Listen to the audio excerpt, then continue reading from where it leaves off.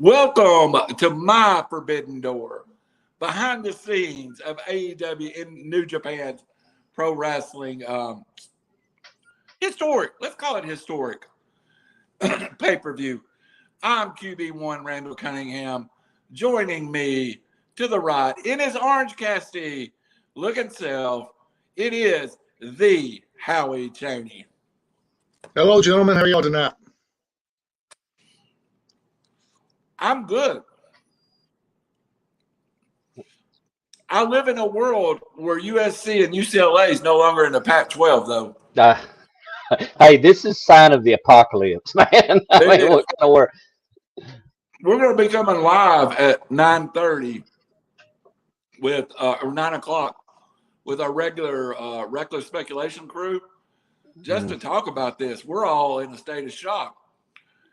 To Howie's, I'm going to put Howie in to my right, Howie to my left, the one and only, not Chris Jericho Appreciation Society, but our own Red Devil, the JJ himself, Jeremy Johnson. How are you, buddy? Hey, I'm good, man. Good to be back on with you guys. A lot of stuff going on. Well, I left work, ran to Zaxby's, grabbed 20 fingers, got a candy bar and a Monster, and sat down. And I said to y'all earlier, I'm 56 years old, having the time of my life doing this. It's just so right fun to talk about this stuff. And let's talk about what we're here to talk about tonight. First time ever cross-promotion pay-per-view. I think a lot of us original AEW fans thought this would come fast. It didn't. Finally, AEW and New Japan worked out a deal to have a cross-promotion pay-per-view. And before we get into the results, I just want to ask you about your gut feeling, knowing two companies like this are working together. Also, talk of New Japan working with WWE has been out there. Howie, how do you feel about these cross promotions? A lot of fun. Does it confuse you? Not time. Just throw them out. Your thoughts. I think it could be good for wrestling business in general, but the problem is, I feel like they rush the guys in maybe 3 or 4 weeks to let everybody get more accustomed to them on the 80. I do not know what happens when we go live, but somehow we just dropped you. I'm going to reset while Jeremy talks to see if I can change anything. Jeremy Johnson, same question to you. How do you feel about this pay-per-view? Look, for me, I love it. Anytime two promotions, anytime you can see matchups that you don't see on a week-to-week basis. So I was excited about it. I've always liked the fact that AEW brings those free agents in because you get to see something different. Look, there's only so many times that we can watch Cody and Seth Rollins wrestle. Now, it's been great every time. There's only so many times that you could watch John Cena and Randy Orton wrestle, or Randy Orton and Triple H.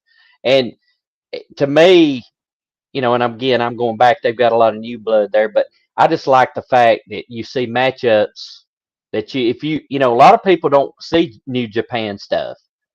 So the idea to see they're dang good. I don't want to sound like Dave Meltzer or something. He's a big New Japan guy, but man, they are very good and it's awesome. I love it. Howie J, let's check your mic level. Check 1. Can you hear me? Fine. Anybody hear me? Yeah, fine. I don't know what happened. Okay. But anyway, All back right, to what I said. I like the idea of it. It's just the fact that I think they should have brought in some of the New Japan wrestlers, maybe know kind of who they were instead of.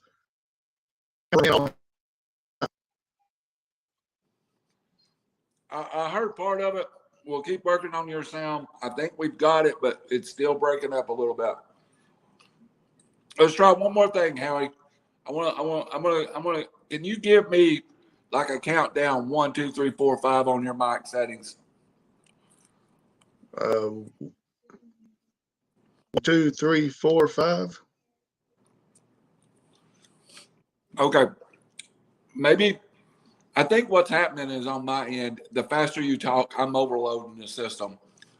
So maybe slow it down just a hair, and I think we'll be okay. I think it's on my end.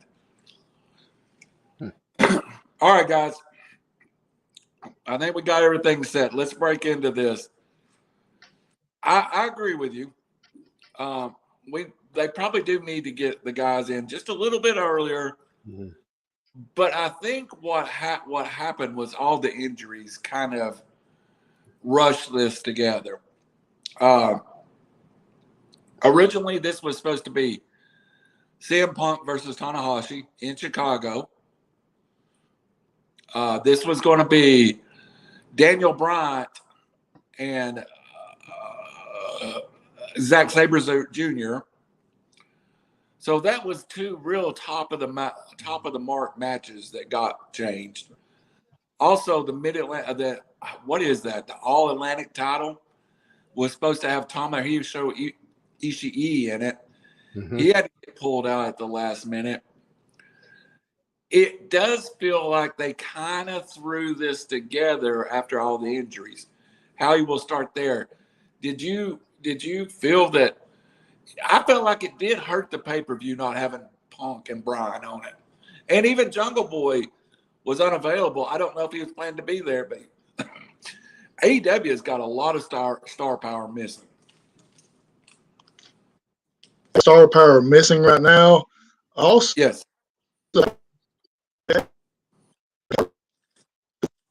and so they're having to.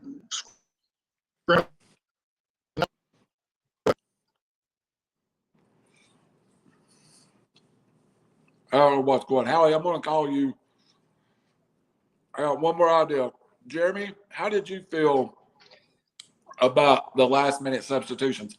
Howie, I'm going, Jeremy, while you talk, I'll be on mute. Howie, you're about to get a phone call. Please answer it, okay? Yeah, well, I mean, Yeah. as far as the substitutions, it is what it is. I mean, you got a show, you've got a card, having to promote. I mean, you're not going to cancel the show because CM Punk can't wrestle. You just kind of figure out what's our options here, and we've talked about it. I think a little bit here. About the fact that they keep signing wrestlers. They keep signing wrestlers. They keep signing wrestlers. They sign Keith Lee. They sign all these folks.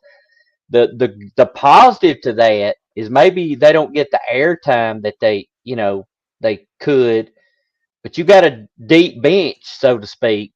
And so, in addition to the injuries, if I'm understanding correctly, Andrade El Idolo was supposed to be there. And there was a contractual thing because of because of who he works for in Mexico. And for that matter, the Lucha Brothers. So there was a lot of. It's good to have a deep bench, man. That's all I can say. Randall's muted. All right. We're trying to figure all this out now. And I believe we've got Howie Cheney available on the phone. Howie, are you there? I am here. All right. Can everybody hear Howie when he's talking now? Jeremy, could you hear Howie? Yeah, I could. It was a little far away, but yeah, I can hear you. All right. So the only way we got it patched together right now. When you're not talking, please go on mute, Jeremy. There will be feedback with the way we're doing it. I got you. All right. So let's start. Let's start with the first match of the night. And Howie, I'll fire up with you. Or Jeremy, I'll fire up with you. The first match of the night we come across is, I thought it was strange, but I understood it too. They have Jericho open the show up. What did you think? I'm trying to get my card up. We were scrambling at the last minute, and I don't have my card up here. Let me Y'all just bear with us. We had a little bit of technical difficulties. Now I am having some technical difficulties. So switching over now to my other phone. So first match of the night is Chris Jericho, Sammy Guevara, and a absolute Japanese legend in Minoru Suzuki. Yeah. Against Eddie Kingston, Wheeler Yuta, and Shota. I was shocked by the outcome. Jericho's group goes over, JJ, in what I thought was a pretty good match. Well, to me, of course, you always pair Jericho and Guevara together, so that made sense. Suzuki, it's like, hey, we got to have a New Japan guy in there, which is not a bad one, a legend. I think the main reason that for them going over is they were building to last night's Blood and Guts, which was to me was really close together. Yes. The last pay-per-view was really close to the Forbidden Door. So I think they wanted to, Jericho goes over because, as we see, not to give that away, but last night it went the other direction. It did in a great. Howie, can you hear me good? You there with me? Yeah, I'm here. All right. Howie, do you know, just asking, this is not a shot at anybody, but do you as a wrestling fan know who Minoru Suzuki is? I've heard of them just because I listen to 500 podcasts a week. Right. As far as actually wrestling-wise, seeing them wrestle, no. The only wrestling I ever followed was here in the States, which is WCW, WWE, NWA back in the day. But now, since I have the Access TV and New Japan's on there on Thursday nights, I have watched some of the matches. So, but, I didn't get this pay-per-view. I didn't watch it because I didn't know half the people that's going to be on there. But from everything I've read and heard, I should have. As good as it was, what it said. I would call this, in my opinion, outside of the original All Out. This may be AEW's best pay per view. I put it right there as one of the top 2 or 3 of all time. And I think that's Howie, where we've talked about a little criticism of AEW. We don't know that Minoru Suzuki is Brock Lesnar. He's not 6'6" and 270 pounds, but this is a guy that was a true live shoot fighter, that was Pancreas champion, and I don't think when they rushed it, you got chances to expand that the way we wanted to hear it. Me as a New Japan fan, I wanted to pick up this today and go, hey, y'all got to see Minoru Suzuki. What do you think? Is that not just incredible? But it was just another guy a little bit, Jeremy. That's what I was afraid of. Well, it was a trios match, so it takes the emphasis off any one, because you got Jericho, so Jericho's going to be the focal point for that side of it, and then on the other hand, it's going to be Eddie Kingston, because everybody knows what's going on with those two. The other pieces were just accessories, so to speak. Yep. So since we Howie, do you want to give a rating or not, since you didn't get to see it all?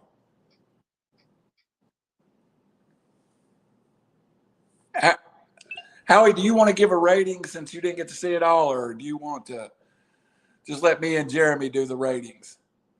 I can read the ratings off of whatever I'm looking at here if you want to hear that. Yeah, absolutely, I do. So give us the online rating of the match. They graded the Jericho match a B+. Okay. All right, Jeremy. They go B+ on that match. Where do you rank it? You're on mute, my friend. I would say it's pretty accurate. You got all 6 performers. I don't know a lot about Shota Umino, but all those guys are great performers. Yeah. So, of course, Kingston. I love Eddie Kingston. Yeah. So I would say that's pretty accurate.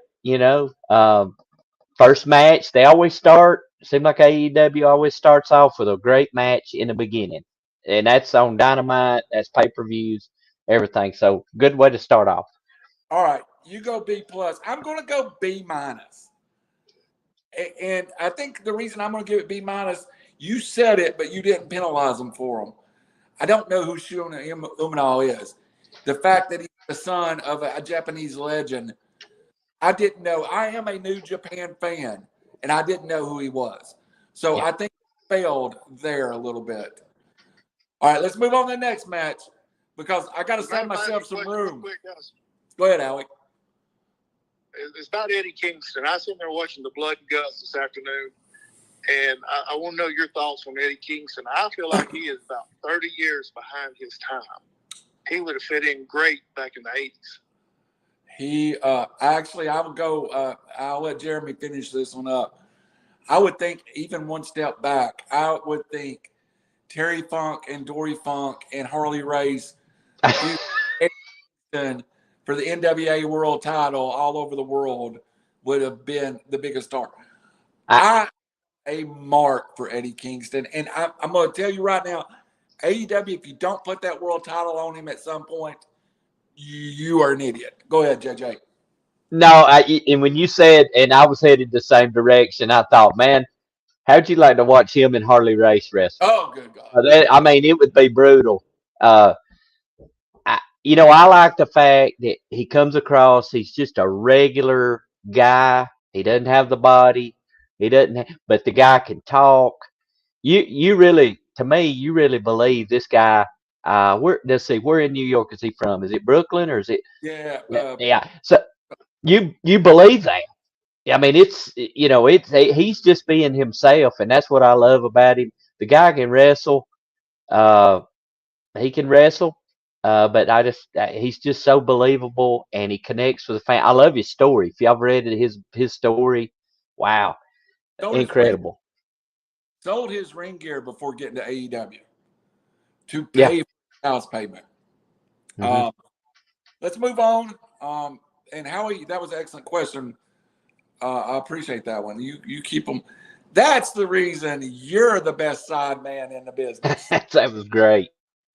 All right, we'll move on to the next. Well, they can get some good equipment to be even better. I don't think it's your equipment. I think it's something in your internet.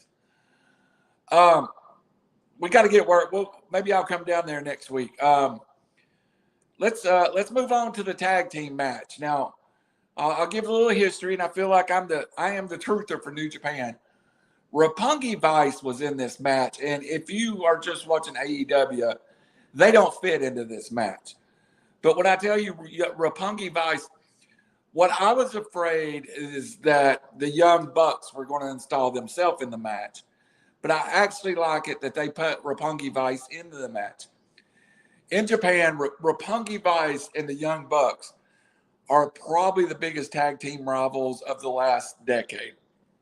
It was a rivalry very similar probably to the Rock and Roll Express, Midnight Express. So you got Roppongi Vice.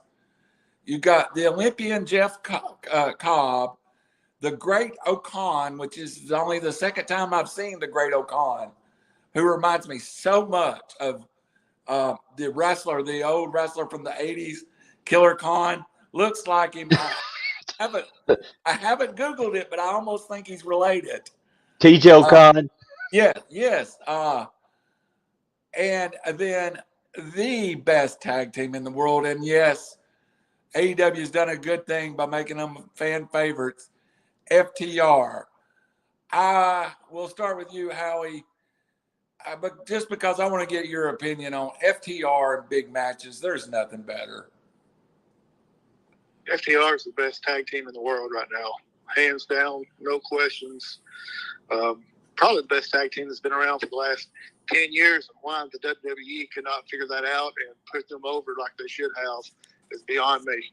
I 100% agree with you. Jeremy, good match. Great match. I really thought FTR rolled that. I wonder who was calling that match because I almost felt like it's hard to see who's controlling a 6-man or a 3-way tag team. Yep. Boy, that was a well set up match. Everything they did had purpose. Yeah. Yeah. I mean, and you're talking about FTR, and it's hands down for me. Everything about them. I love their wrestling, and I love their style. I love the fact that they're coming out to Midnight Express version of intro music. I love every part about it, and it makes sense. I still struggle with the fact that they hadn't put the AEW belts on them yet, but I mean, it made sense to me to get a return in New Japan. You got to think about this. New Japan is looking at, okay, where will this go for us?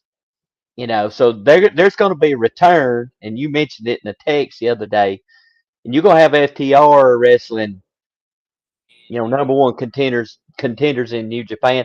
The only thing that concerns me too, looks like Harwood's hurt. Now, when I say hurt, he's not out, but that shoulder, I don't know if that's a shoot or a work, but that concerns me a little bit. Howie, did you see? Let me bring my mic back up. Did you see in the Blood and Guts FTR with Downhausen? It made sense to me. Did you like that? Oh yeah, I loved it. I mean, Jeremy's putting the curse on us now.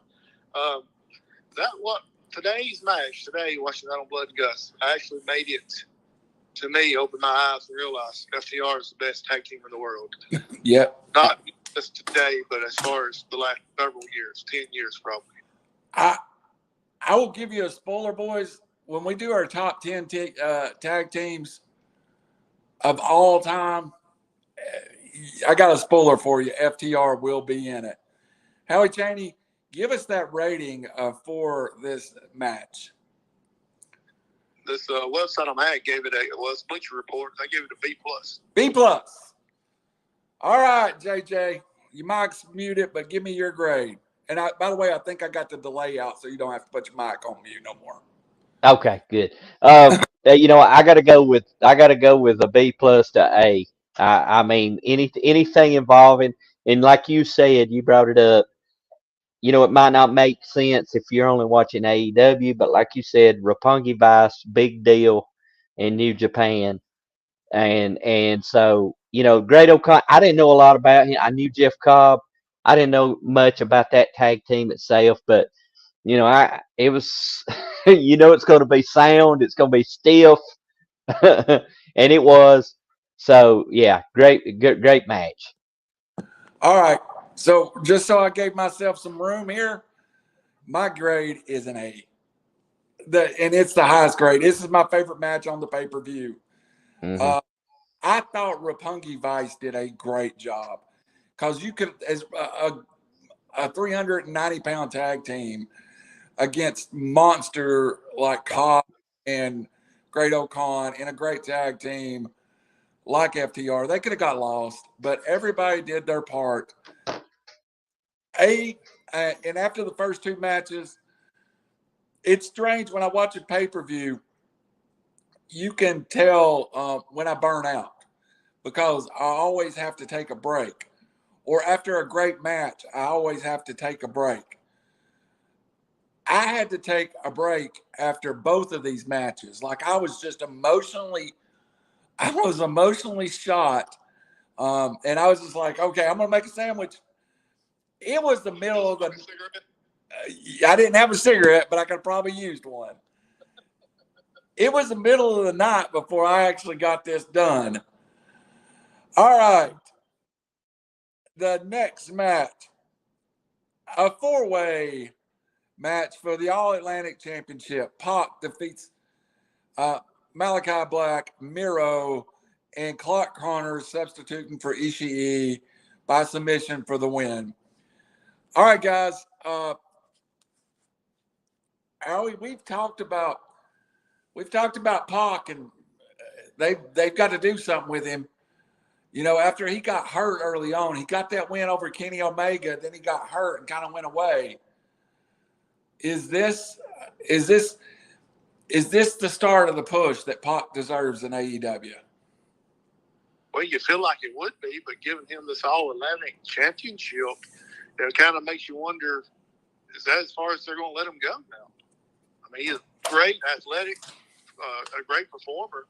The crowd seems to like him everywhere he's at, but it just seems like he's a mid-card at best everywhere he's been, and I haven't been able to figure that out yet. Maybe you guys can help me understand that. Well, Jeremy, I was going to challenge you with something, and I do think let's get you off mute because I'm going to ask you a question. The rumor is that this All-Atlantic Championship is to break into Europe.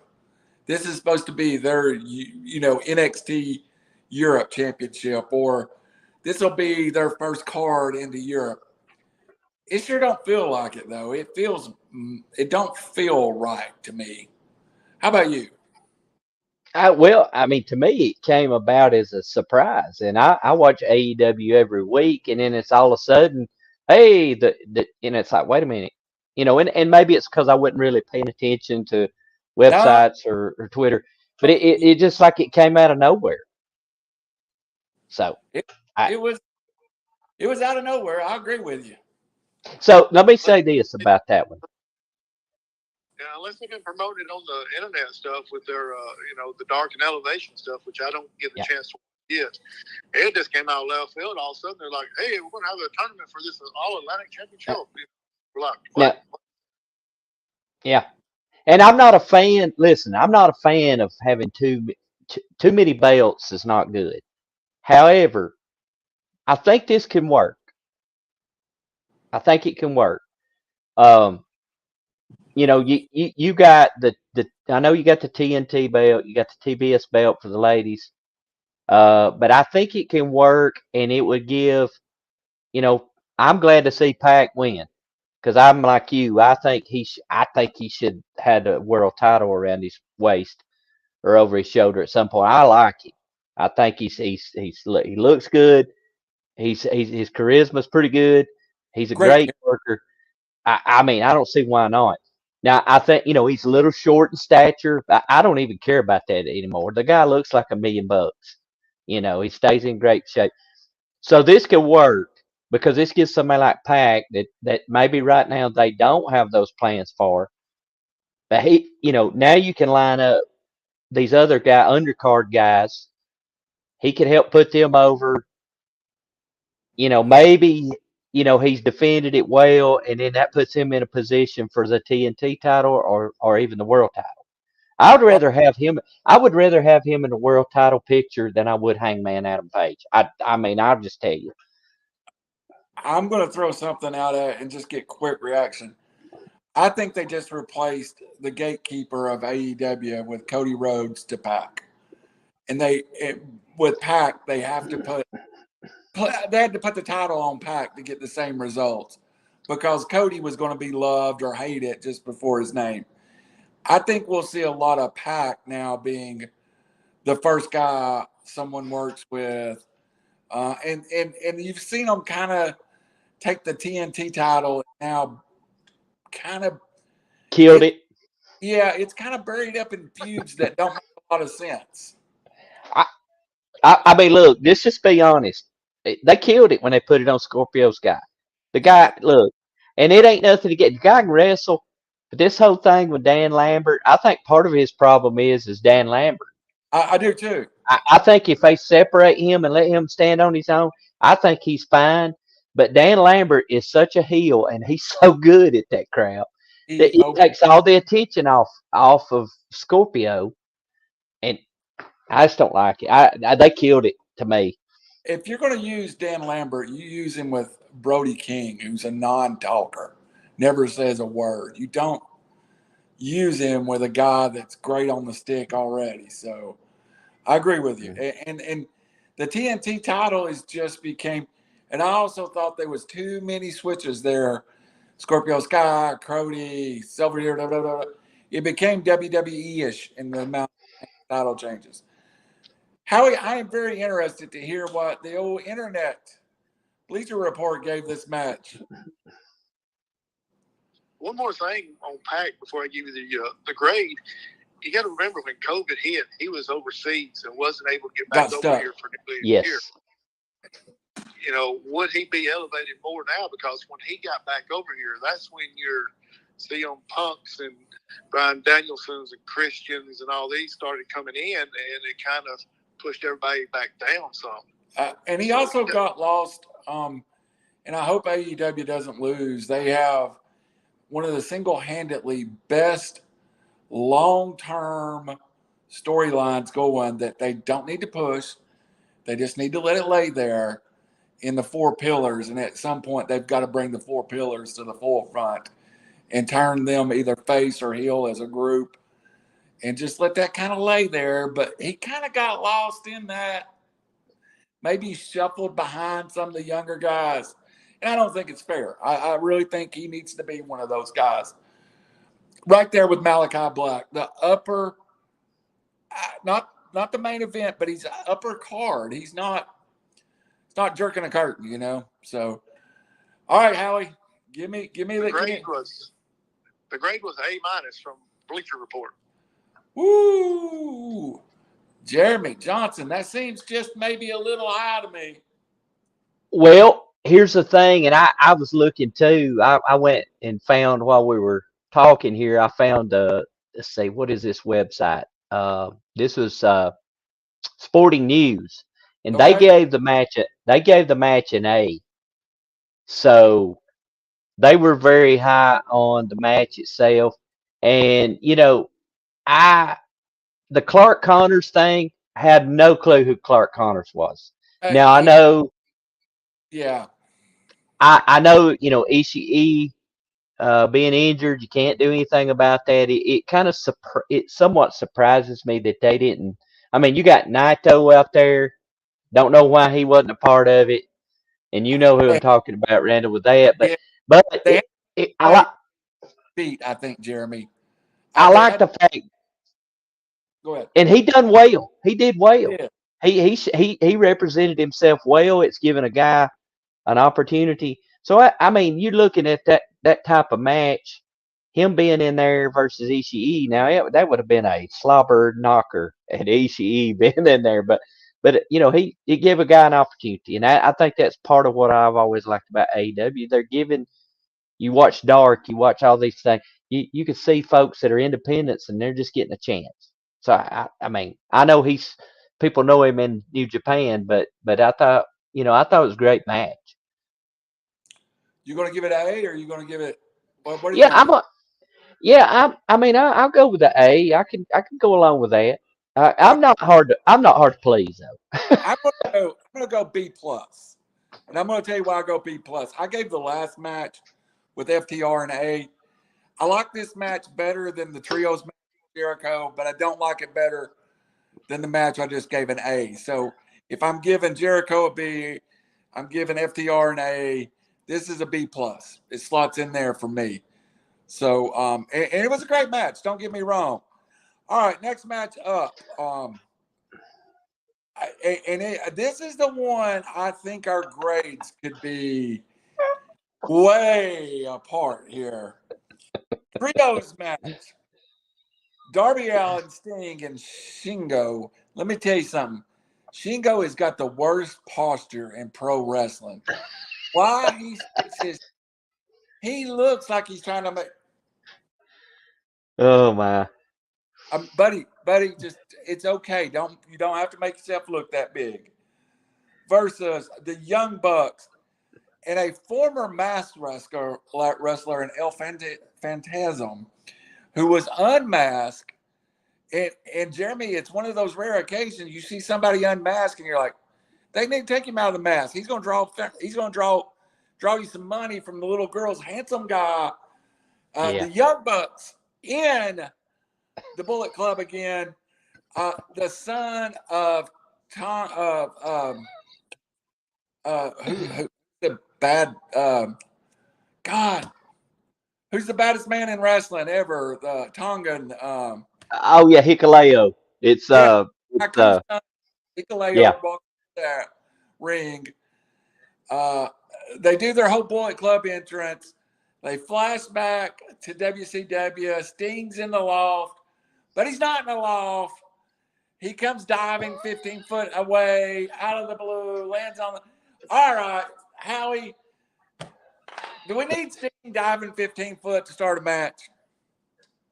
I'm kind of like, what? I don't know what that Tony Khan is paying him, but it must be awful good to be able to get a 63-year-old man to dive 15 feet off the top of the entrance ramp and all that good stuff. Man, I'm with you. I was confused. I'm going to tell y'all.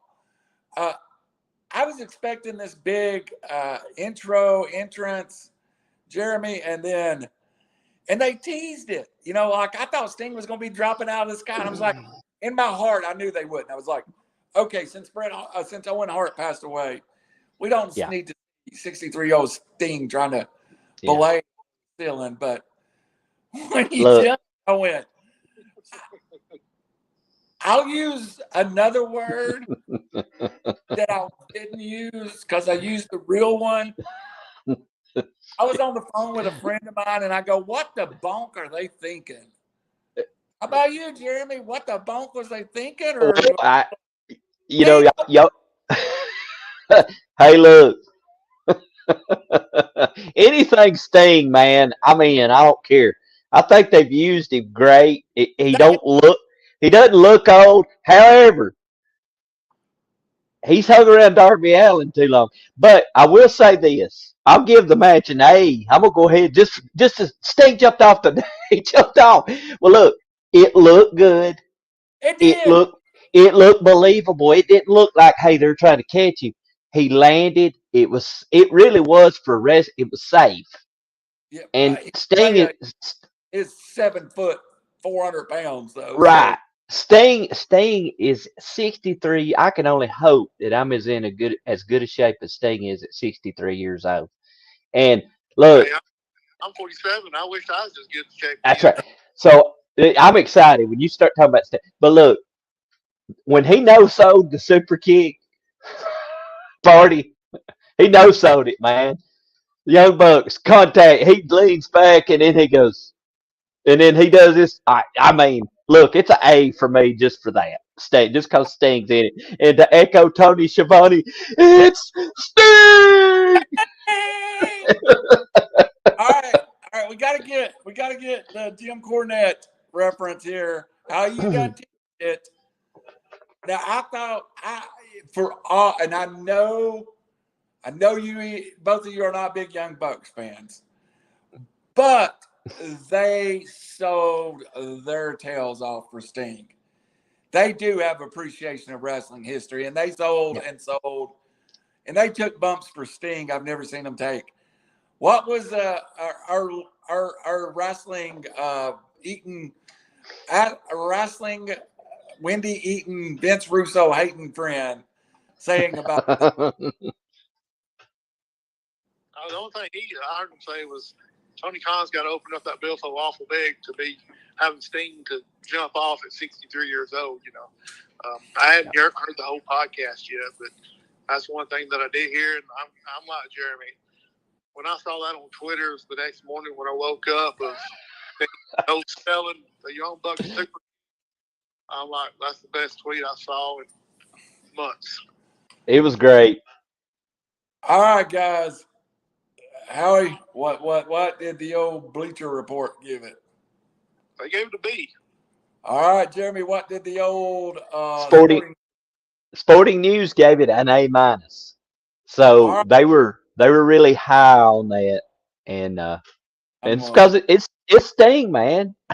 Man, I'll go bad in a minute. I'm gonna look bad. I'm just go ahead and announce it, boys. Jeremy Johnson, what did you give the match? I mean, it's Sting. I'm giving it an A. Look, it's Sting. I mean, I can't. I mean, look, if he was in there and he looked like, and he was barely moving around and all this stuff, and credit to Young Bucks, they sold.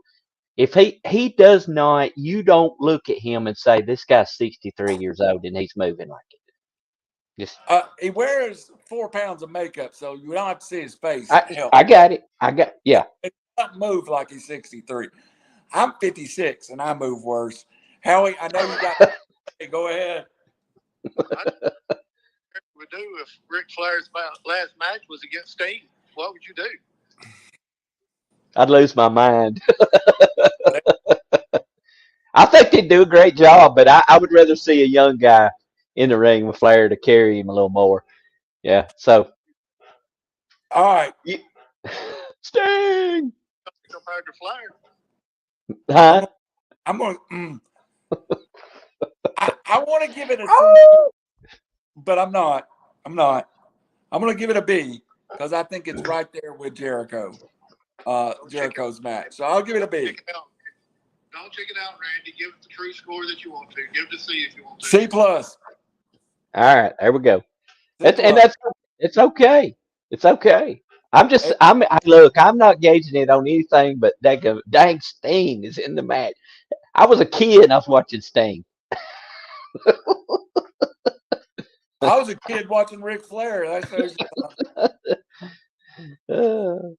All right, up next, AEW World Championships, Women World Championship champion Thunder Rosa defeated Toni Storm by pinfall. I really thought this was a title change going in. I really thought they were going to hang the title on Toni Storm. Howie, me, it seems like Thunder Rosa's had this title just maybe a minute too long. Toni Storm's all you got to say about that. Toni Storm should have won. She's came in and she's done better than pretty much any AEW woman that they've brought in. Absolutely. As far as signing as free agents, don't get me wrong, Britt Baker was there from the get-go, and she's done a fantastic job. Sheeta's done a fantastic job. But as far as people, free agents that's been brought in, Toni Storm has just been head shoulders above everybody so far. And so I really think Storm would win it by the momentum that she had going into this match. Jeremy, could they not? I mean, to me, the AEW women's divisions always lag behind. And I thought by putting the title on Toni Storm, it would have. Here's where I would have been okay if we went through a 6-month switching of the title between Toni Storm and Thunder Rosa. Maybe, bring Britt Baker into it. But I want nothing more than at Double or Nothing to have a 3-way Thunder Rosa, Britt Baker, Toni Storm. Keep it clean. I know what I'm saying. Dirty. Trios match. But was it? Did you like the match? Well, it's to me, and I like Thunder Rosa. I think she's unique, but there's just something, I don't know what it is. Just something doesn't. I don't say wow, and I think part of it is she's got this face paint. It looks kind of menacing. I mean, you saw her entrance, man. It was awesome. It's really good. Her music is menacing, but when she talks on the mic, when she wrestles, it don't match up. To me, I think she needs to be like a rear end kicker, keeping it clean here, and just beat people. But it's like I like her. I think she's better than a lot that they've had. But Toni Storm, she looks the part. That hip check she did in the corner, I mean, she almost knocked Thunder Rosa out. I mean, that was legit. I mean, and she beautiful. She looks the part in good shape, in physical condition, can move. I mean, I think they would be ahead of I think they would help themselves. I could see them switching it back. I don't like these. Hey, we got to do this to build to a pay-per-view, and it's a short build. I could deal with a 6-month thing drawn out, and it gets nasty. Let Thunder Rosa be a heel because Toni Storm's a babyface. Everybody, I mean, that's obvious, from the response and stuff. So, you're asking for a grade. Did you ask me for a grade, or did I get all wound up when you said Toni Storm? Mr. Allin, Bleacher Report first. I'm kind of like Jeremy. I agree about the Thunder Rosa part. She kind of reminds me of Natty Neidhart. Something's just not quite there. She's missing something. But Bleacher Report gave it an A-. Wow, big score. Jeremy Johnson. Yeah, Sporting News, same thing, A minus. Good match. I don't know if it's A minus caliber. 'Cause think about what we've gave A's so far. Um, but I mean that hip check is almost worth whatever she calls that. It was worth that. I mean that's an A just for that. She knocked her. I mean I'm surprised she was able to finish. I'm gonna give it a B. It's a good match, but to me it's just a little short of A minus. It's not exceptional. It's very good, but it's not exceptional. Yeah. All right, guys. We're getting down into the last part of the card here. Up next for the IWGP United States Heavyweight Championship, Will Ospreay, and to me, the best wrestler in the world. If there's an argument, is it Roman Reigns? Is it even Kazuchika Okada on this card later? Is it Will Ospreay? I don't know. I can't separate those top five, but he's right there. And Orange Cassidy is defeated by pinfall. And I'm going to go and just go ahead and say this. The Orange Cassidy gimmick is dumb to me, but dude, can that guy wrestle when he got to go? He can wrestle with the best of them. Howie, I know her brother JC. And you know, I like the gimmick. I like the gimmick a lot. The only thing I don't like is the hands in the pocket during the match, like at a critical point. You can even wrestle, but like they spent 5 minutes fighting over if he was going to put his hands in his pockets or not. Howie, what was your thought? And have you heard JC chime in on it yet? No, I haven't heard yet what JC had to say about it, but it's crazy. Orange Cassidy can get out there and do some stuff with his hands in his pockets that most wrestlers can't do. No, with help, with people helping him. But like you said, when he gets serious and wants to wrestle, I would put him up there in the top 10 of wrestlers in today.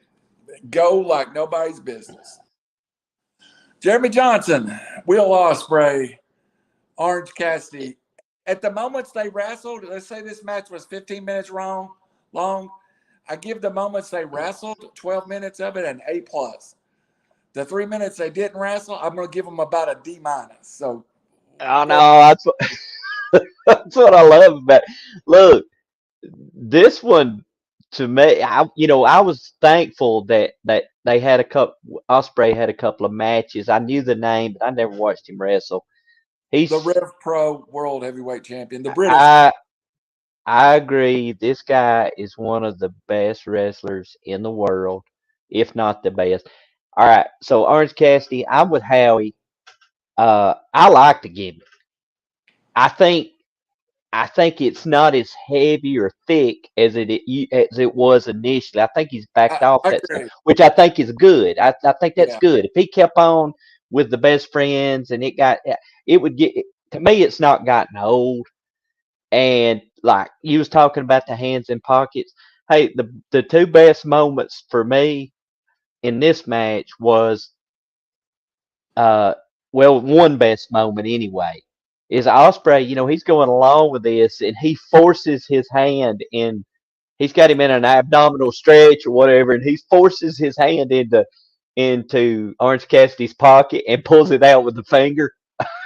That was good. I mean, that's making it work, man. Because he doesn't work with guys like that in New Japan. I mean, they're going to be physical, and it's more. But to me, this was probably the best match of the night. What I do like the gimmick. Don't get me wrong. And when you just said something in that abdominal stretch in the past, he would go to sleep. In a abdominal stretch, he'd just go to sleep. At least he's not doing that anymore. Throw it in there, man. I love it. I loved it. I've loved it when he just when he gets to the ring and he just kind of rolls up on the apron and rolls in, and I love every part of it. I do think the moves to get him away from best friends. I think that makes the gimmick better in my head. Well, and it was last night on Dynamite. He's went back to using his music, and and I think there's that separation going. I love the music. Was it Jane by Jefferson Starship or something like that? I love that. Even though he came out with best friends, but the guy can wrestle, man. He can move. How many people have you seen do a kip up? Period. Much less do one with their hands in their pockets. World. Oh man, I love it. Love his facial expressions. I mean, He's got the best facials in the business. And the move at the end where he puts the glasses on. Which was Shibata. it? Shibata, was it not? Yes. Yeah. When Shibata comes out, that was a good move. What did our friends at Bleacher Report rate this? Give it A+. All right. Jeremy Johnson, is it an A+? Well, Sporting News says A+ also, and I look, I'm almost with this by what like I was with the Sting match. I mean, it just is. Those guys, they could go, and Cassidy. Here's a good thing: he lost, but it didn't hurt him at all. Not a bit. And I think he should have been able to prove to a lot of people that said he can't wrestle. Now they'll say Ospreay carried him or whatever. No, he was able to match that. You gotta be able to go to do that. So I'm gonna look at this and give each minute of the match a grade. So let's say it's 15 minutes. They're gonna get 13 100% A's and 65 D minuses. So that rounds it out to an A from Randall, because I thought it was a great match, to be honest with you. And I do not want to steal Jim Cornette's stick. There's only one JC. It was just tiny bit over the line for me, but it was not. Yeah. It's not what it used to be. I'll put it that way. All right, here we go.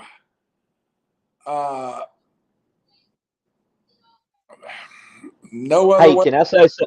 Can I say something right here? I think it's underrated that Shibata made an appearance. It is. Let me. Shibata runs the Los Angeles version of the New Japan Dojo. It's where Americans go to train.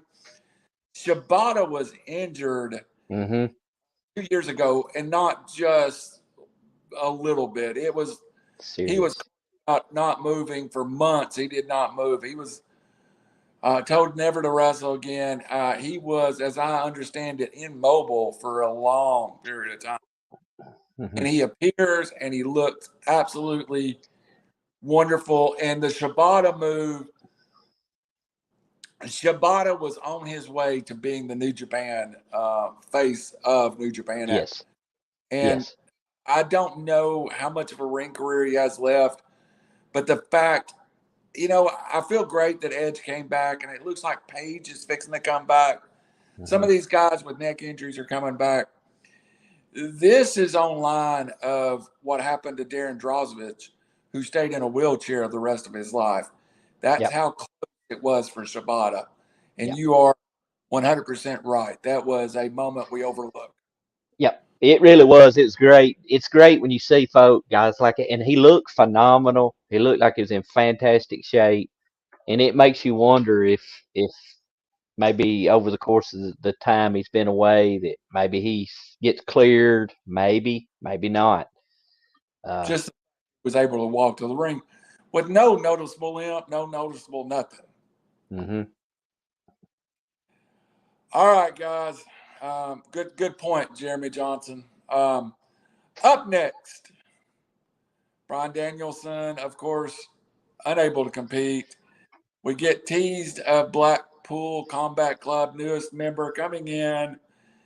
Internet explodes with rumors of the wrestler formerly known as Cesaro internet explodes with Johnny Gangaro, or whatever his name is.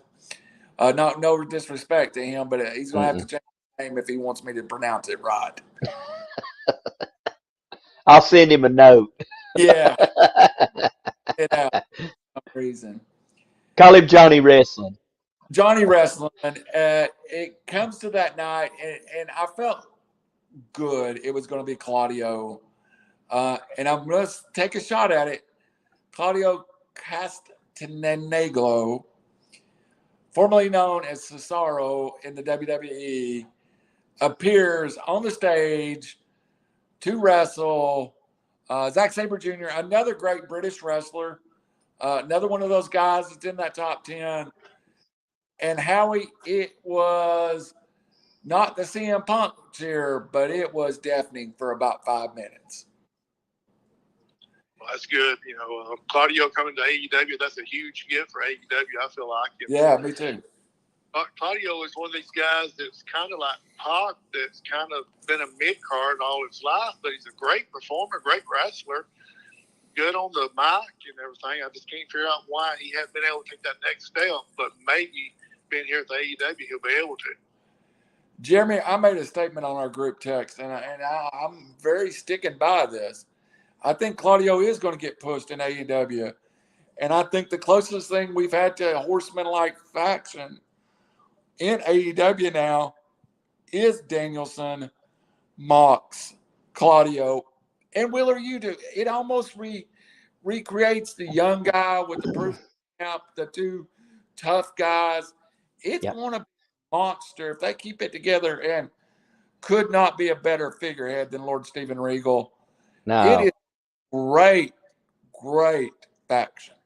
I love it. I think, I wasn't a Yuta fan until that match with Danielson and Moxley, especially the one with Moxley. And I'm like, okay, this guy, I can get into him now. And, he's not done nothing but move up. And then, Claudio, I'm like you. I never understood. I thought he was great. The guy is a phenomenal athlete. He looked good. He can wrestle. He's not bad on a mic. And it's like, dude, this guy, it's believable that he could challenge Roman Reigns or he could challenge Brock Lesnar. And I didn't realize this until last night, actually, that Claudio's about 6'4" or 6'5", about 230 something pounds. He's a lot bigger dude than I thought he was.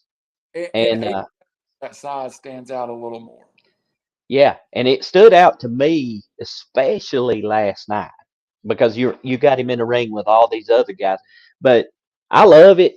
I want to see him in the title picture. I think he deserves it. The good thing about getting him and bringing him on is, and they're already working toward it.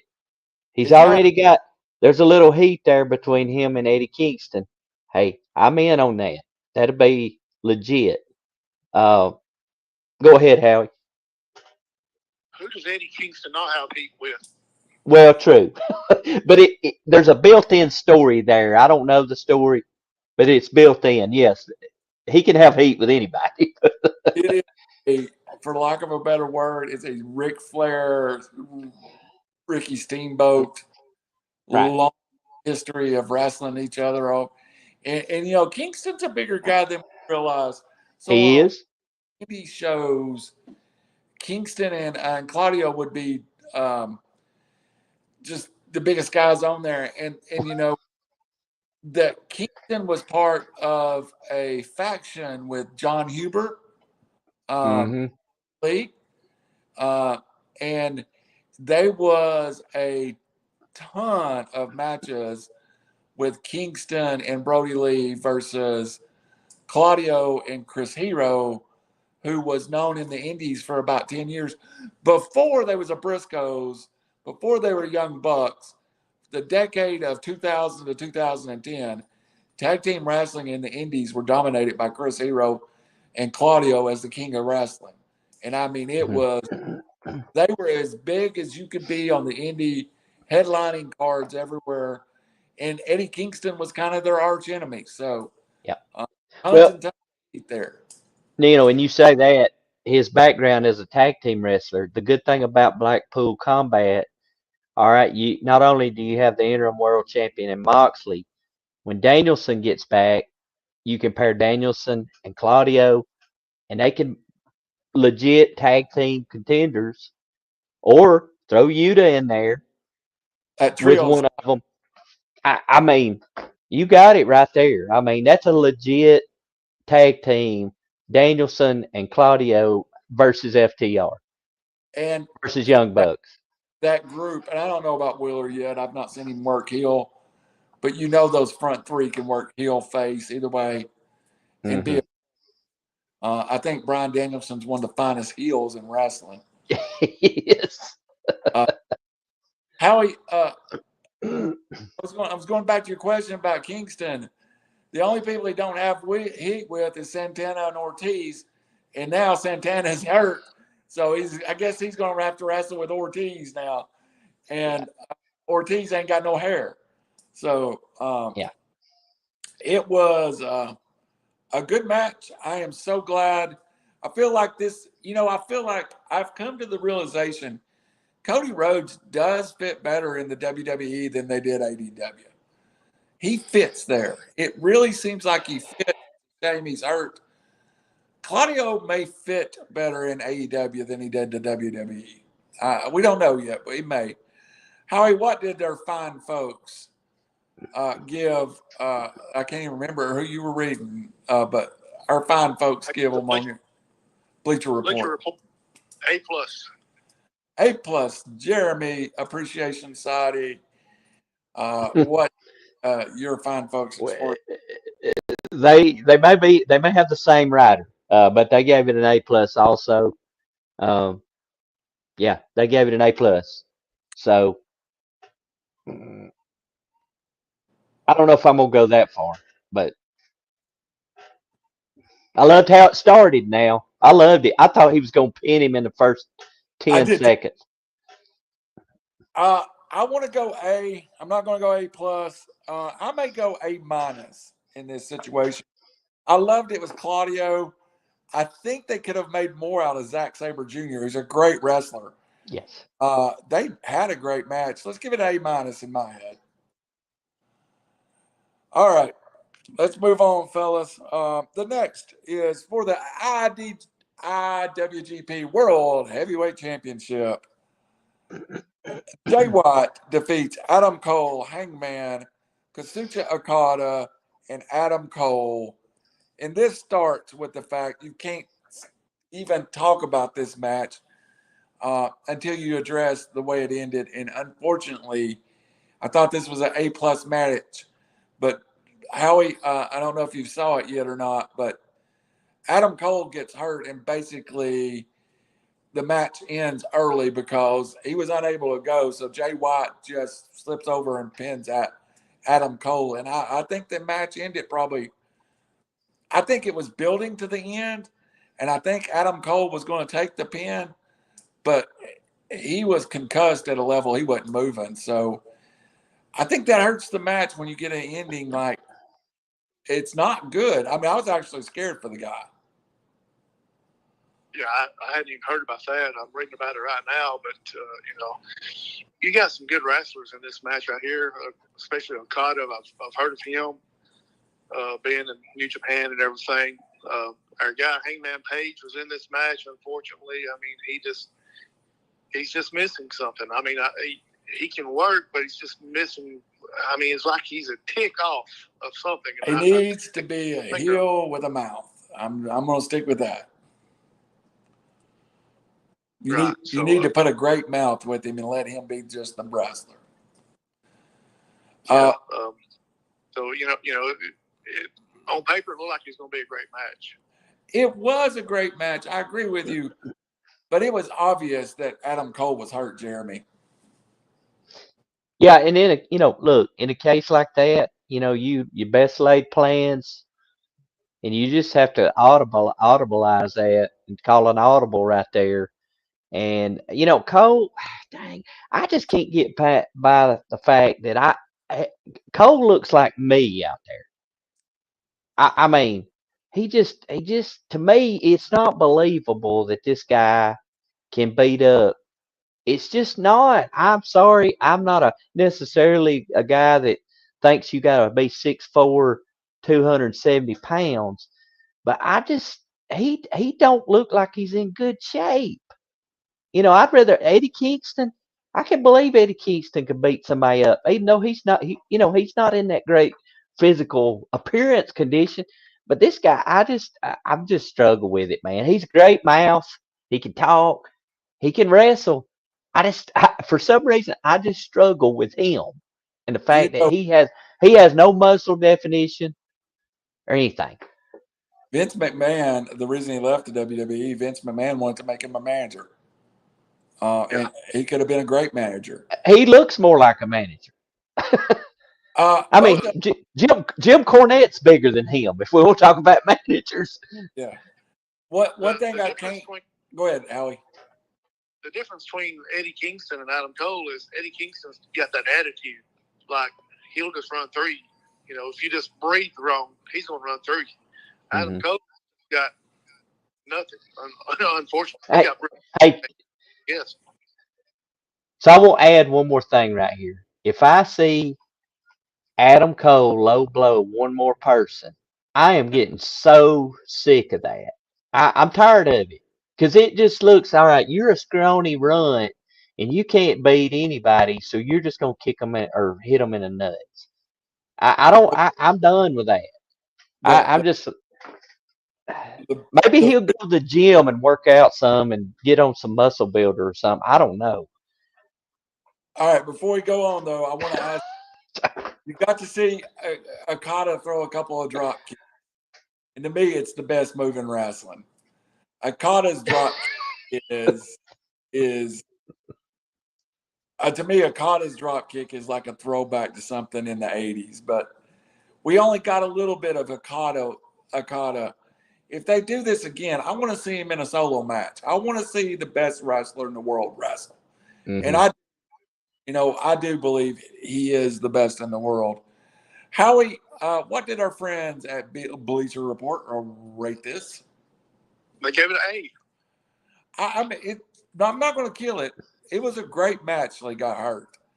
Jeremy Johnson, how about our friends over at whatever Sporting News gave it an A-. The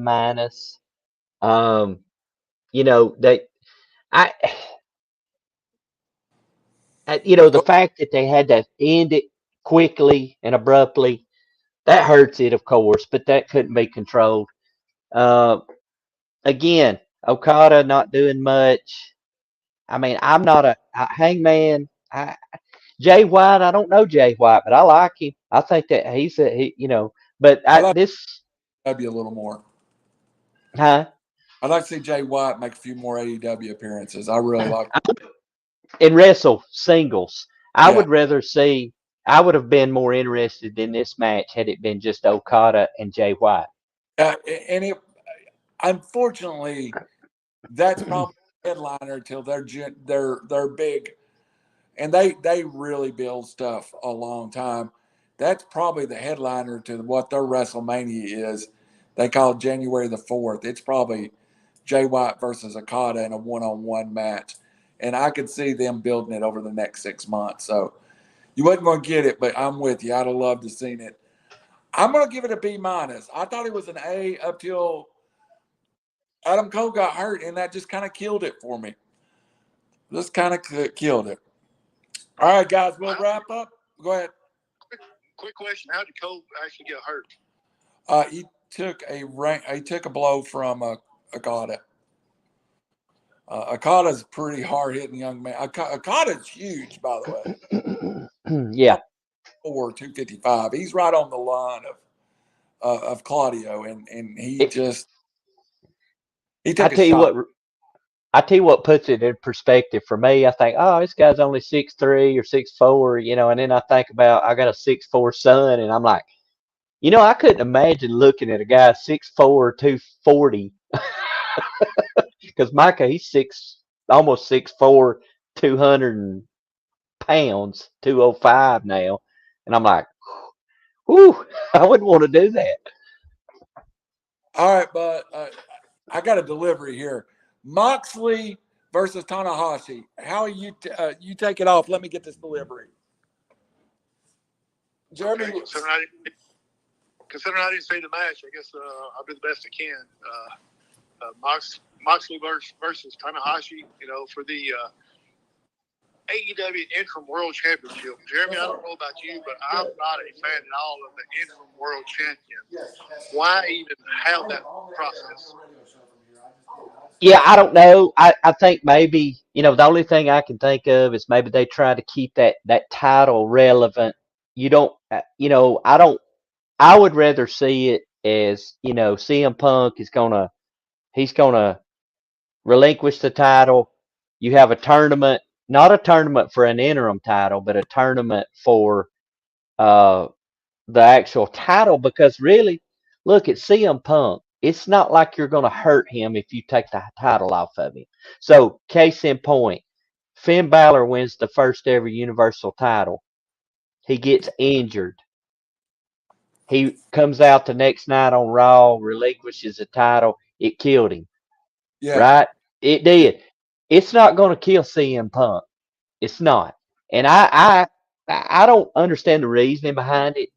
Uh, just like with the TBS title, and I didn't like the fact they had two belts for a little while, but when they consolidated them, but you know this in and of itself, without the world title, would have been a great match. You knew Moxley was going to win. let me start. I mean, I think it's a better match without the world title in it. no, I could. Tell a better story than an interim title with what Moxley kind of told us the story.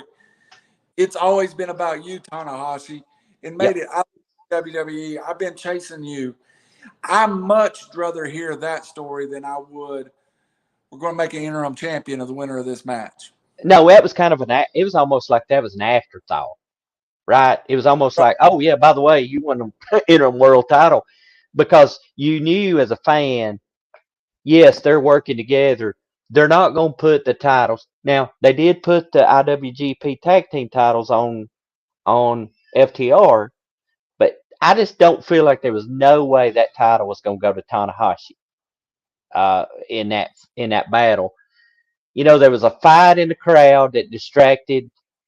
It Bad. distracted. Yeah, it was a bad distraction to the match itself, the crowd. It took them out of it. So, by the way, let's go ahead and give the crowd in Chicago, because the crowd in these live events make an event. Give them an A+. They are loud in Chicago. That Chicago is AEW's what is it? Greensboro or Charlotte. You know what I'm saying, for if we want to go back. But yeah, but I love Tanahashi. I'm a Tanahashi fan. He's Randy, let me ask you the question real quick. While you was away, I gave my opinion, and JJ gave his. What's your thoughts on having an interim world champion? Yeah. To answer ours, neither one of us likes it. Mm-mm. I would have rather seen the winner. I'd rather them have went, okay, we're having this huge tournament, the Owen Hart. I'd rather them put the title on the Owen Hart tourney winner than do it the way they did it. And it was ill-conceived that they changed it 2 or 3 times even after it started. To be honest with you, I could, if I was going to do it, I would just revert it the title back to Hangman, and then let somebody take it off of him at this pay-per-view. Hey, so let me ask you guys a question now. I want to ask a question. If you watch WWE programming for the years, and I did for years, you have a title match. The challenger wins. There's always a return match. AEW doesn't do that. No. I like to see a return match. I think they hurt themselves there. So, Hangman gets a return at CM Punk. I've seen Hangman in some good matches. I'm interested in that. I think you ought to get. Of course, I know they're ranking them, and I know you go to the back of the line, but they're not really holding to that.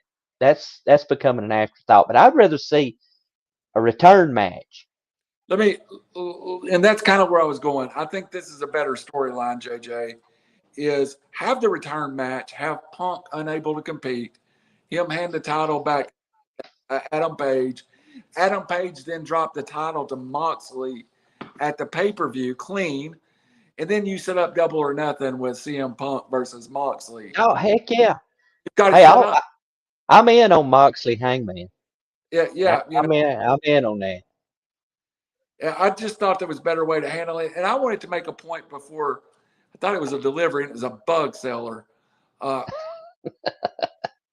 I think these last two matches got overshadowed with the third and fourth match.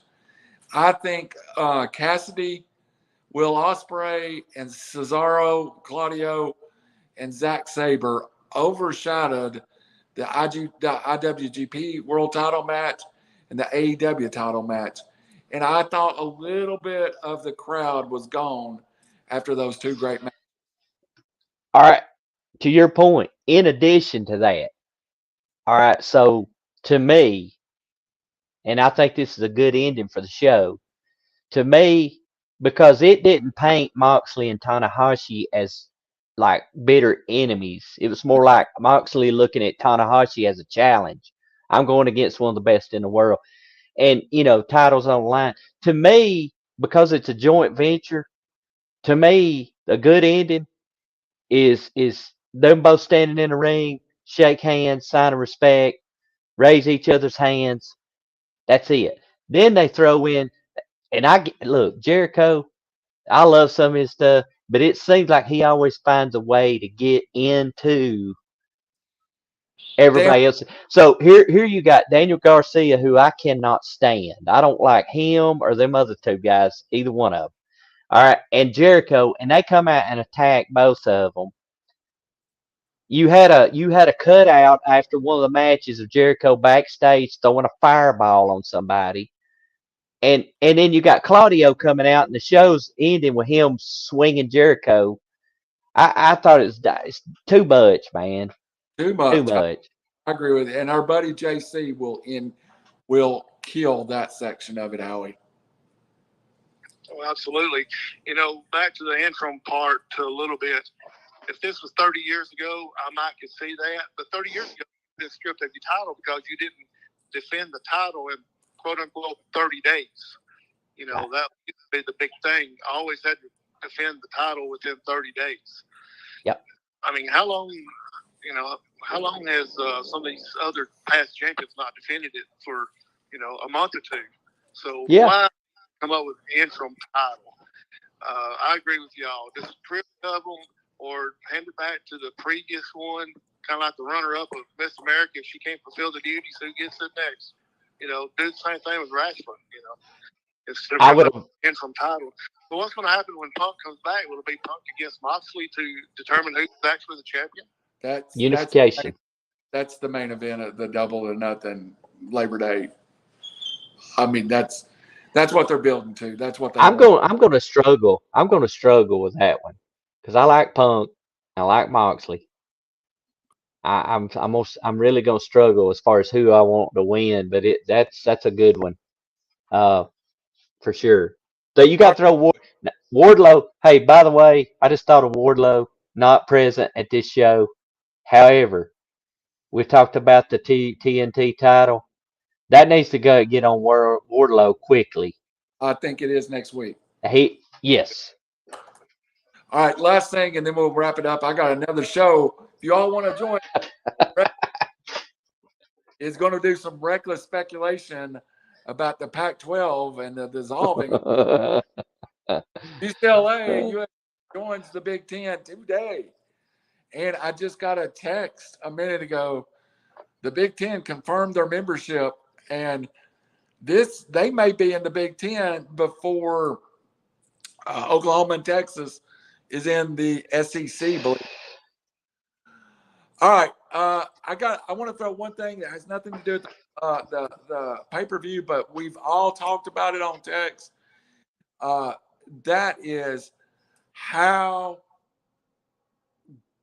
we are seeing how good Christian is.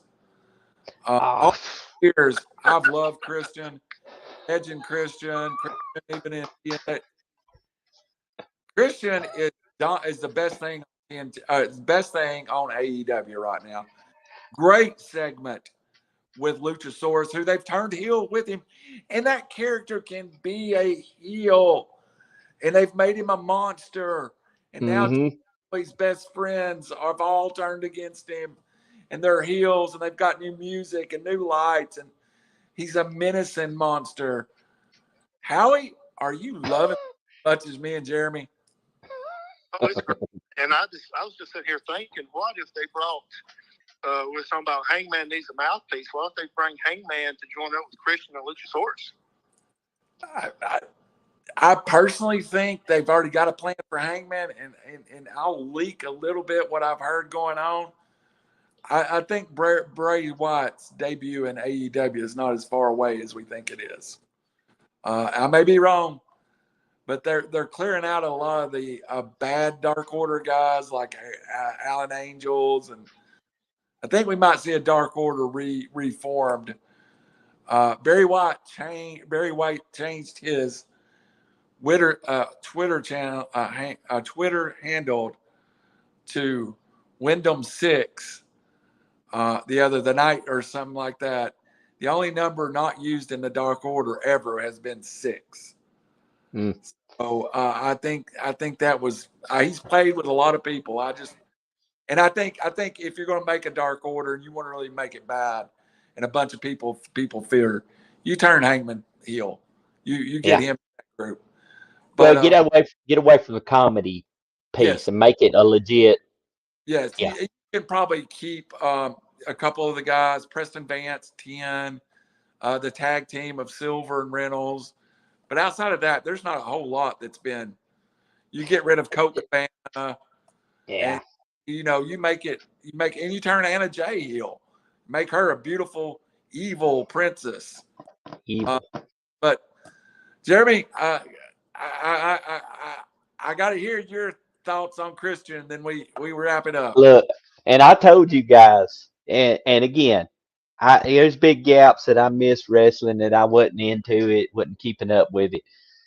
But the 2 promos that Christian has cut, to me, are 2 of the best heel promos I have ever heard in my life.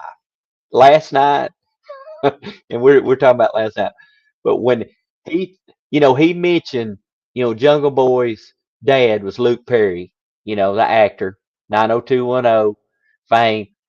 And when he said, something about his father, and then said, "Oh, but he's dead," that was good. And when he was jawing with his mom and sister, and that was good. That was awesome. Oh, like that. I'm sorry, everybody, but so you think, okay, that can't get much better. He came out last night, and I swear when he said, they want me to apologize, and he said, "I'm sorry, they're not all dead." All right, that was enough. I was like, wow. And then no, he's not done. Then he goes, "Well, I'll accept your mom," and he goes, "God." I was done, man. I was done. That's good. That's good stuff. And of course, I know they cleared that, with the family and stuff. They're okay with it. And people who get mad about it, stupid. But I'm like, and Christian's got this smug.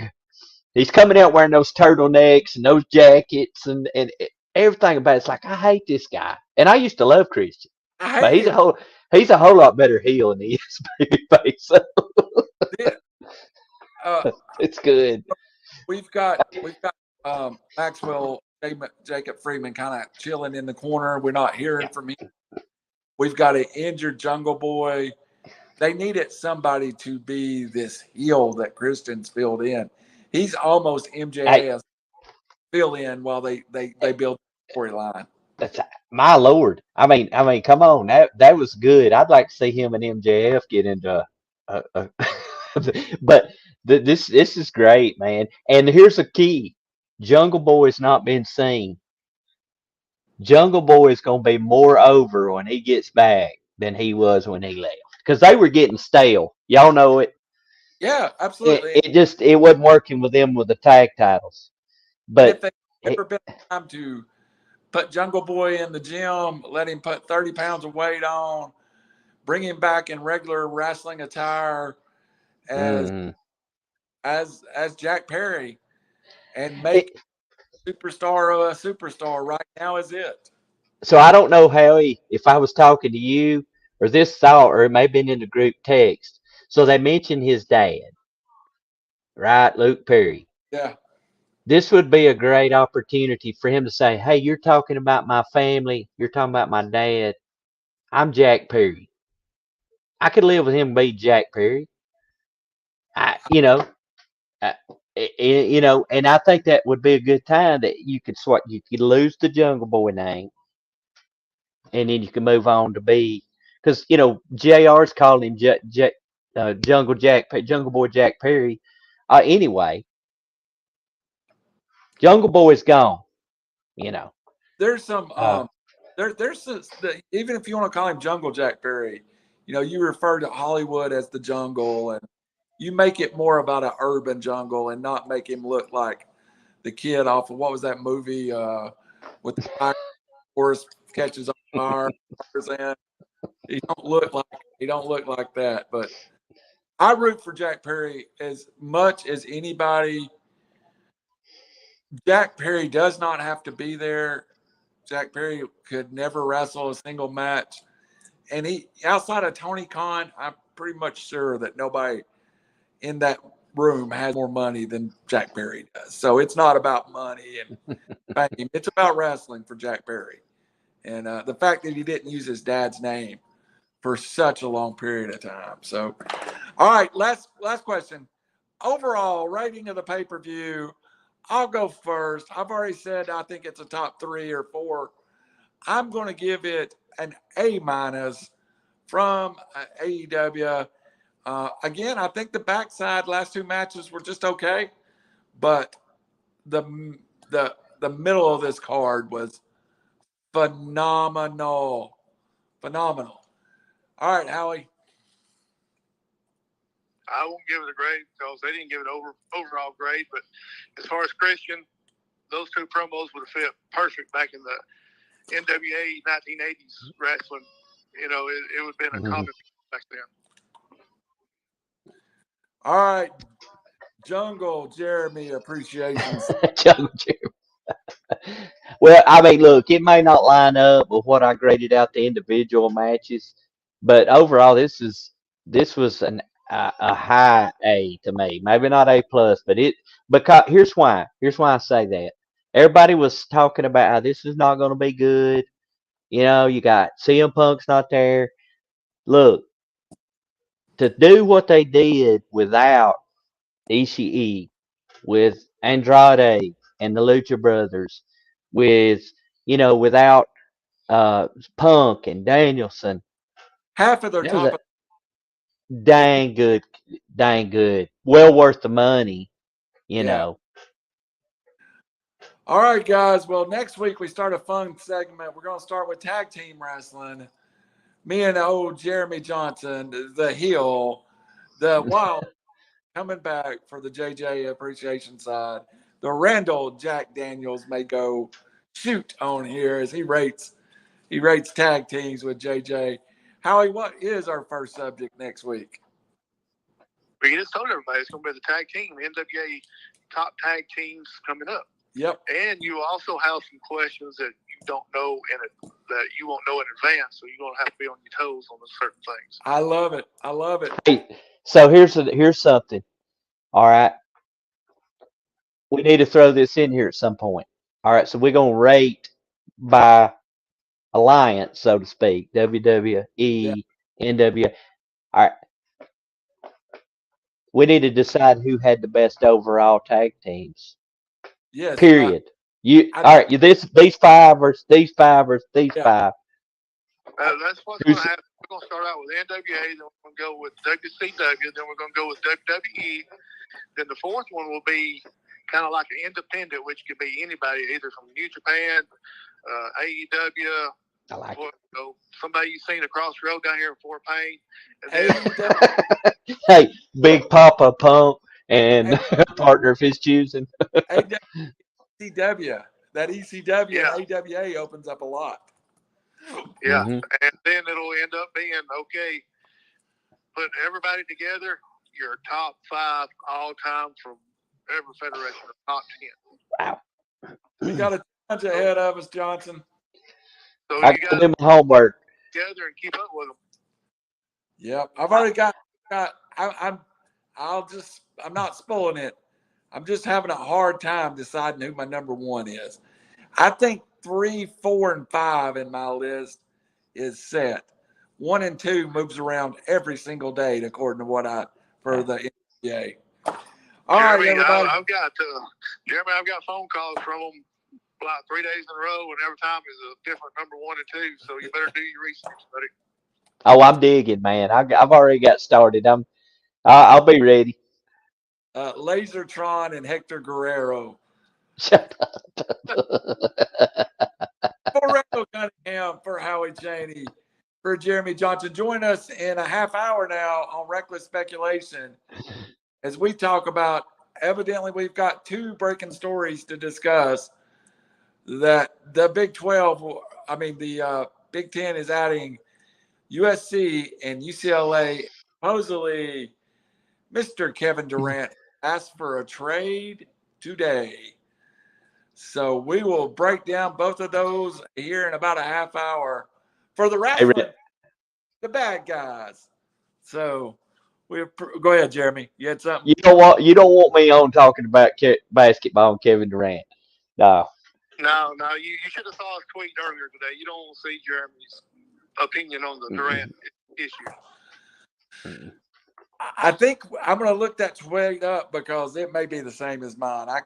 I'm going to save it to the show, but Here's what I say.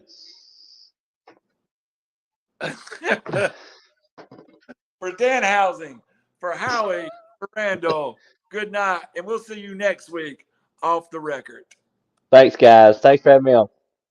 Hey, it's your show too, brother.